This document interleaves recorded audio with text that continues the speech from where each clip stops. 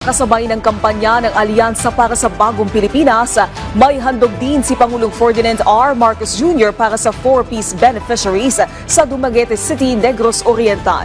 Nasa 3,000 trabaho ang alok sa Bagong Pilipinas para sa 4-piece job fair. Layo nito nga makapagbigay ng oportunidad para sa mga kasalukuyan at nagtapos na ng mga benepisyaryo ng 4-piece para magkaroon sila ng disenteng hanap buhay at trabaho pagkatapos matulungan ng Pantawid Pamilyang Pilipino Program.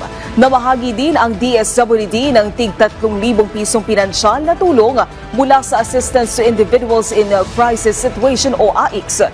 Tampok din sa programa ang kadiwa ng Pangulo na nag-aalok naman ng murang pagkain gaya ng bigas 29.